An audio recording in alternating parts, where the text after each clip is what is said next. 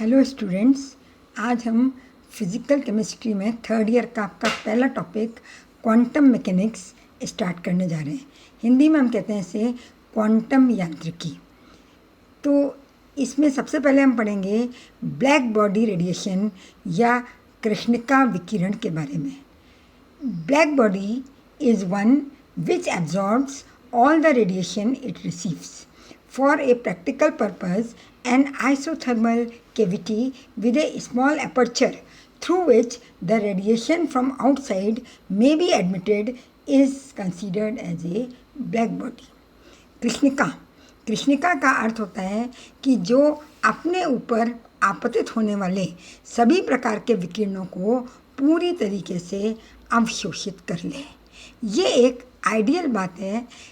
Practical रूप से, प्रायोगिक रूप से कोई भी 100% ब्लैक बॉडी नहीं होती, लेकिन प्रैक्टिकल पर्पस के लिए हम एक समतापीय कैविटी को, जिसमें एक सूक्ष्म छिद्र होता है, ब्लैक बॉडी मान सकते हैं।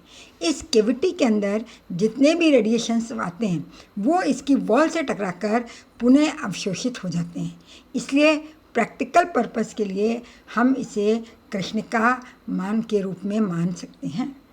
ये कृष्णिका या ब्लैक बॉडी सभी प्रकार के विकिरणों का अवशोषण करती है और पुनः गर्म करने पर उन सभी विकिरणों का उत्सर्जन भी करती है या उन रेडिएशंस को इमिट भी करती है। इसको हम कहते हैं ए ब्लैक बॉडी। मैक्स प्लैंक ने एक फॉर्मूला या सूत्र दिया जो कि ब्लैक बॉडी विकिरण के वितरण को पूरी तरीके से समझा सकता है या एक्सप्लेन कर सकता है। See, this is the spectral distribution. ये स्पेक्ट्रल डिस्ट्रीब्यूशन है। इसमें ये जो कर्व है ये हमने वेवलेंथ के बीच में और इंटेंसिटी ऑफ इमिटेड रेडिएशन के बीच में खींचा है, यानी तरंगदैर्घ्य और उत्सर्जित प्रकाश की तीव्रता। ये सारे कर्व्स जो हैं वो अलग अलग टेम्परेचर पर खींचे गए हैं। किसके द्वारा? साइंटिस्ट ल्यूमर एंड प्रिंगिंगशिम के द्वारा 1899 में। अब इन कर्व्स की स्टडी हमें कुछ पॉइंट्स के बारे में बताती है। The first one is at a given temperature the energy is not uniformly distributed in the spectrum of a black body radiation. हम देख रहे हैं कि किसी निश्चित ताप पर ऊर्जा का वितरण सभी तरंगदैर्घ्यों पर एक समान नहीं है। ब्लैक बॉडी हर तरंगदैर्घ्य का अवशोषण करती है किंतु एक समान रूप से नहीं करती है। पहला ये जो कर्व है आपका, ये टेम्परेचर 900 केल्विन पर है।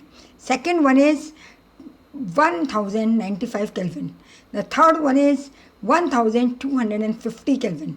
Fourth one is 1450 Kelvin and the last one is 1650 Kelvin. These are the experimental curves which shows that energy is not uniformly distributed in the spectrum of black body radiation. कृष्णिका के spectrum में ऊर्जा का वितरण एक समान नहीं होता। Number 2, given temperature, at a given temperature the intensity of radiation increases with increase in wavelength and becomes maximum at a particular wavelength known as lambda max, which is the characteristic of the temperature of a radiating body. With further increase in wavelength the intensity of the radiation decreases. जैसे जैसे हम wavelength बढ़ाते जाते हैं वैसे वैसे radiation की तीव्रता, विकिरण की तीव्रता बढ़ती जाती है और बढ़ते बढ़ते एक पर्टिकुलर वेवलेंथ पर मैक्सिमम हो जाती है, अधिकतम हो जाती है। इस पर्टिकुलर तरंगदैर्घ्य को, इस निश्चित तरंगदैर्घ्य को हम lambda max, wavelength of maximum absorption कहते हैं और ये हर एक टेम्परेचर के लिए इसका मान अलग अलग होता है।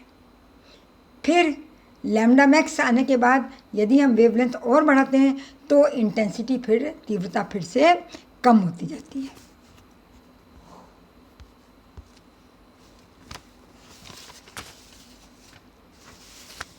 टेम्परेचर बढ़ाने से एनर्जी सभी कंपोनेंट की बढ़ती है, लेकिन लैम्डा मैक्स जो है वो कम वेवलेंथ की तरफ शिफ्ट होता जाता है और पीक की हाइट बढ़ती जाती है। Raising the temperature increases the energy of all spectral component.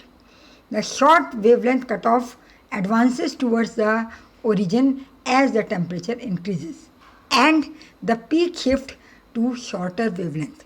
Peak जो है वो कम तरंग दैर्घ्य की ओर शिफ्ट होती जाती है, यानी लैम्डा मैक्स का मान कम होता जाता है टेम्परेचर बढ़ने के साथ साथ। The shift of the peak of the curve was found to obey the relationship known as Wien displacement law. ये जो है पीक का शिफ्ट होना, ये एक नियम का पालन करता है जिसको हम कहते हैं वीन डिस्प्लेसमेंट नियम। What is Wien displacement law? xp into t is equal to constant. xp, or we can say lambda p. Lambda p is the wavelength of maximum absorption. T is the absolute temperature. The product of both is constant. अर्थात यदि हम temperature बढ़ाएंगे तो lambda P का मान कम होगा और यदि हम टेम्परेचर को कम करेंगे तो लैम्डा पी का मान बढ़ेगा। The amount of energy contained in a spectral region included within the range wavelength lambda and lambda plus d lambda emitted by a black body is given by equation E lambda d lambda is equal to A upon lambda की power 5 exponential की power minus beta lambda T D lambda. यदि हम ये ज्ञात करना चाहते हैं कि स्पेक्ट्रल रेंज लैम्डा और lambda plus D lambda is shorter wavelength के बीच में जो रेडिएशन इमिट हो रहे हैं उनकी एनर्जी कितनी होगी, तो that is equal to E lambda D lambda and also equal to a upon lambda की power 5। Lambda is the wavelength, E की power minus beta upon lambda T D lambda, where A and B are curve fitting parameters, they are constant and इस constant को, इन नियतांकों को हम कहते हैं curve fitting parameters. Lambda is the wavelength and T is the temperature in absolute degree Kelvin.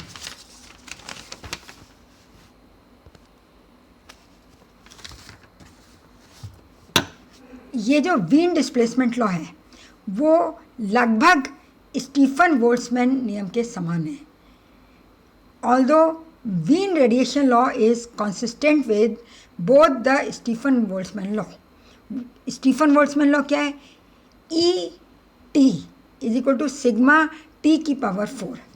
It is energy at constant temperature. Sigma is a constant whose value is 5.6699 into 10 to the power minus 8 watt meter minus 2 degree minus 4. And T is the temperature in absolute temperature. This is known as Stefan Boltzmann law, which is consistent to Wien displacement law. ये जो है कहलाता है Stephen Boltzmann law और ये Wien distribution law वितरण नियम के समान है। It is quite unsatisfactory as a theory. Theoretically ये संभव प्रतीत नहीं होता है, since it is not derivable from a physical model, क्योंकि इसको किसी फिजिकल मॉडल से डिराइव नहीं किया जा सकता है। इस थ्योरी की कुछ लिमिटेशंस हैं। Number 1, no relation of emitted radiation to physical process taking place within the radiating body. विकिरण उत्सर्जित करने वाली बॉडी में जो फिजिकल चेंजेस, भौतिक परिवर्तन हो रहे हैं, उनसे इन उत्सर्जित विकिरणों का कोई संबंध नहीं होता। Number 2, it works only for shorter wavelength. ये थ्योरी केवल शॉर्ट वेवलेंथ के लिए या कम तरंग दैर्घ्य के लिए ही एप्लीकेबल है।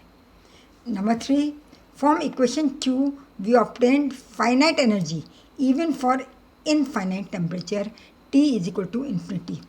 यदि ताप इन्फिनिटी भी हो तो हम देखते हैं कि इक्वेशन नंबर 2 हमें बताती है कि एनर्जी जो है वो फाइनाइट होगी, जबकि ऐसा संभव नहीं है। तो ये जो थी वो इस थ्योरी के शॉर्टकमिंग्स हैं। Now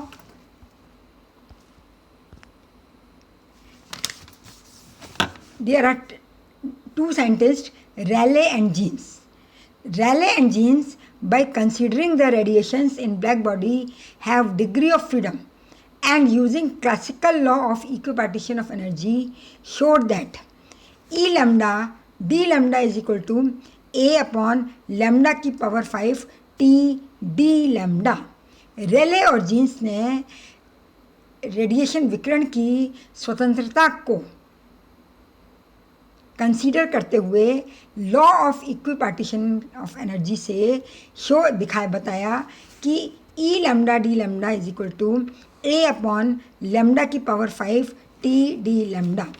A is equal to 8 pi K is Boltzmann constant, तो 8 pi and K are constant, so A is a constant and T is proportional to lambda, is a function of wavelength at absolute temperature. From this equation, it is clear that energy radiated in a given wavelength range d lambda increases rapidly and lambda decreases and approaches infinite for a very short wavelength. But it is not true. Hence, it is only applicable at larger wavelength. Come wavelength के लिए ये बताता है कि जैसे जैसे lambda decrease करेगी और शॉर्टर वेवलेंथ के लिए ये इन्फिनिटी को अप्रोच करेगा, जो कि सही नहीं है। इसलिए ये थ्योरी केवल और केवल शॉर्टर वेवलेंथ के लिए एप्लीकेबल है and it is only applicable to ये शॉर्टर वेवलेंथ के लिए एप्लीकेबल नहीं है, it is only applicable to larger wavelength. यदि तरंग दैर्घ्य का मान अधिक होगा तो ही ये एप्लीकेबल होगी। Thank you.